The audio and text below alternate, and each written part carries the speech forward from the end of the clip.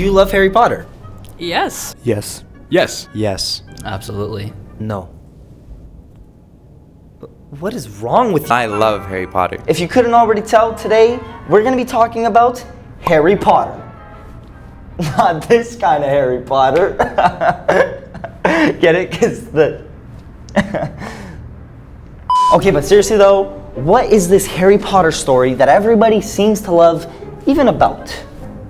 It's actually very simple. Basically, there's this young boy called Harry who finds out he had magical parents. And so he goes to this magical wizarding school called Hogwarts. But in this magic world, he's actually a celebrity because this guy, while he's at this magical wizarding school, there's this teacher that wants to kill him. But it's actually not just one guy, it's two guys in one guy. And one of those guys is this guy. Every building has a basement. Well, guess what? This school's basement has a 50-foot anaconda snake in it that Harry Potter has to kill himself. Now, his parents are dead, but Harry Potter has a magical godfather. And this guy's actually also a wolf. This tree can actually kill people. 4 dragons. There's a whole ass government for magical people. Feel like I missed something. Let me go back.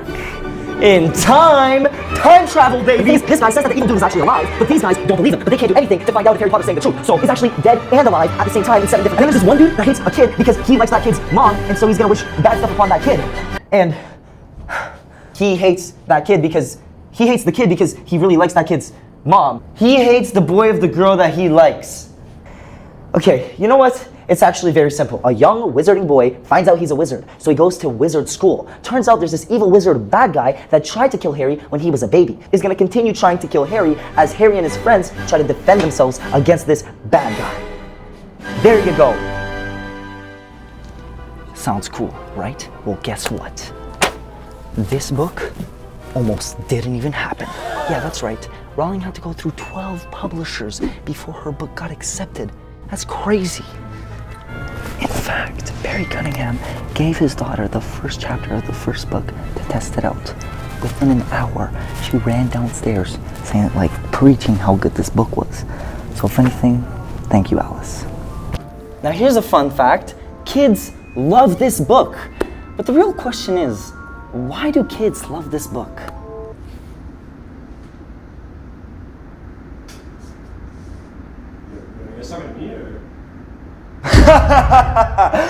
As a professional human being, let me explain. Basically, children, since they're young, can relate to the character because guess what? The protagonist is also very young.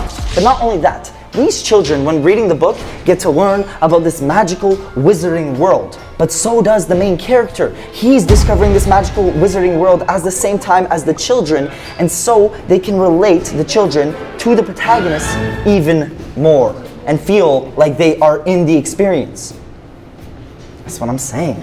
Now clearly this book can't just be about magic. There has to be something that makes adults like it. So what makes these adults love this book? Themes. I swear I'm gonna kill you. I swear I didn't ding-dong ditch your house. I don't care. Avada Kedavra!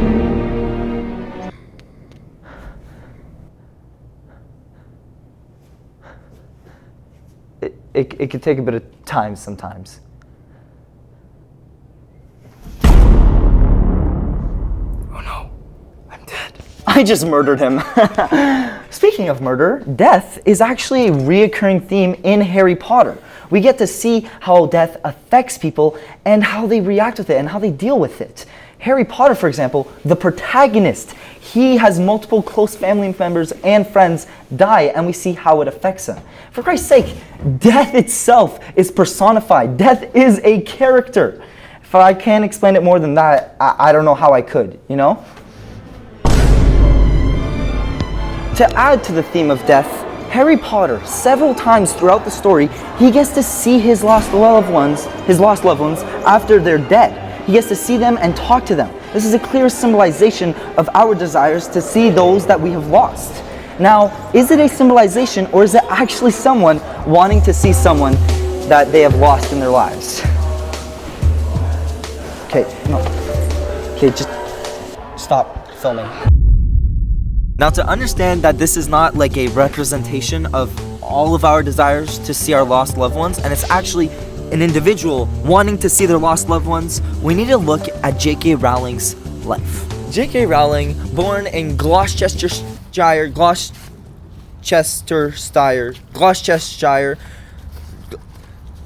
born July 31st, 1965, in that place. She loved writing and books and everything about literature because at 11, she wrote a novel about 7 diamonds and the people who owned them.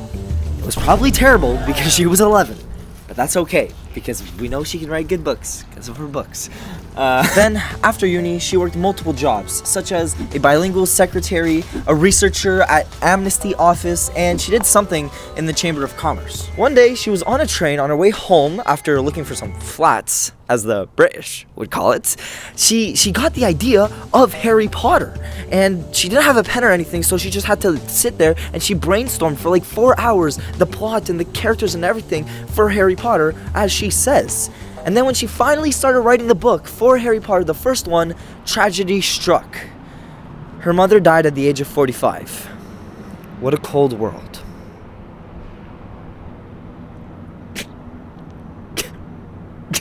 Get it?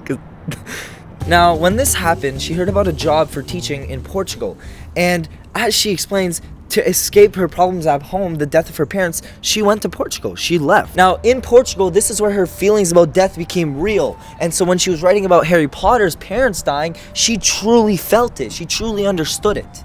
Now, in the same interview, she explains that her favorite chapter in the first book is the Mirror of Erzed. The Mirror of Erzed is a chapter where Harry Potter gets to see his dead parents for the first time with him in the mirror, and it feels real. Now, this is clearly not a representation of anything. This is literally J.K. Rowling wanting to see her dead mom. Hey, not only that, J.K. Rowling says that her all-time favorite chapter is The Forest Again, which is where Harry Potter gets to talk to his dead parents. He literally is talking to his parents. They're alive again. Clearly, J.K. Rowling loves these chapters because it's her wanting to see her dead mom and putting that into the story. You guys are natural science students? God, you're such speak alike. nerds. You're such nerds. What do you study all day? Do you even have like a life? Like, stop being so Hi, Nikolai. Hey, how's it going? Fun fact, discrimination is bad. And this is actually shown several times as a theme in Harry Potter. Now, how do I explain this more precisely? Voldemort, the big bad guy, wants to get rid of all the muggles. So, hey, he's a wizard, he wants to get rid of all the muggles. That's discrimination against the muggles. And this is going on throughout the whole book. It's one of the biggest motivators, so clearly, it's a big theme.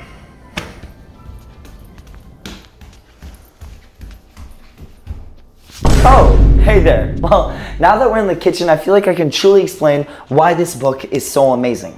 How? By using an analogy about a sandwich. Picture this, you have your main character, the bread, right here, and then your main element, which is the magic. But you sprinkle in some plot, and then there's also a setting, and then all of a sudden there's another bread over there, and then there's breads in France over there. But guess what? There's actually a whole government of breads right there, and they're all hiding from the bad guy breads. But then every bread is having their own story right there. And 4,000 years ago, there was 3 breads, and then a bread that wasn't even a bread, and they're all just running away and living their own life. And there's so many stories going on, and then one bread liked another bread, and then all of a sudden there's so many breads. There's breads everywhere. You want to talk about the pita breads, the baguette breads, the croissants? So much to learn about. Hey, what I'm trying to say, it's the depth. There's so much depth to it. It's a whole universe, and so much is going on, and that's what makes the book so amazing.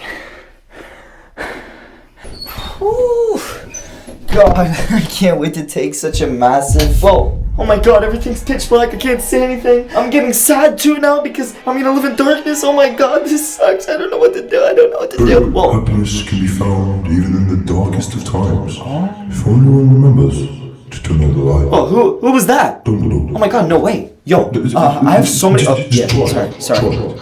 Oh my God, I'm happy again. That's such a good quote, right? There may be something bad, but there's always something good. You just need to remember that because oftentimes we forget. Just think about it like this. Sure, your whole family might have been brutally murdered, your dog ran over, your house caught on fire, you lost your job, you feel like terrible, and life is just also terrible. But at least you have swings that you can swing on. Look at this. As long as you remember that you, if you turn on the light, life is okay, right? Isn't it crazy though that this whole universe of Harry Potter was created inside a cafe? Well, that's not true. It was made inside of multiple cafes where Rowling spent most of her time writing. The main ones were Nicholson's Cafe and the Elephant House, but Nicholson's Cafe was changed to Spoons later on. Now, you can go to these cafes in Edinburgh and there's signs that say, oh, Harry Potter was made here. So I just find it's pretty cool that a whole universe was made inside a cafe.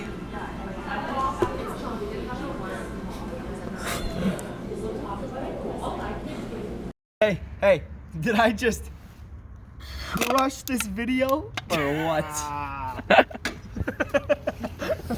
And here I am with the real Ron Weasley. Yeah. And I love Harry Potter. And he still speaks British. Oh, yeah, my bad. J.K. Rowling, also known as J.K. Rowling. What do you think about the dichotomy happening right now between the tensions between Russia and Ukraine? Fuck does that have to do with me? I'm Chinese. You seem really enthusiastic about it. I love Harry Potter. Best show. It's not a show. Shit.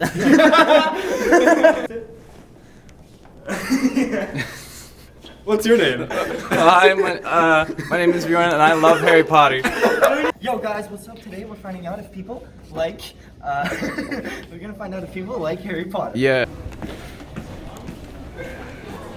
Hey, Maria. Do you like Harry Potter? Bring the mic closer. I think she likes it. Let's go. Emma, how's it going? Do you like Harry Potter? No. Well, No. what is wrong with you? No, I don't like Harry Potter. Are you? I fall asleep. I've tried so many times.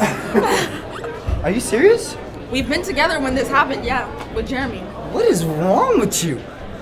Oh, Okay, was this let's a go Harry find. Potter? Let's find more answers. Slytherin? I'm Slytherin, yeah. Slithering through the trenches. Slytherin, my dick in your... What's up, Pornhub? It's your boy, Pista Chris. It's time for my golden shower.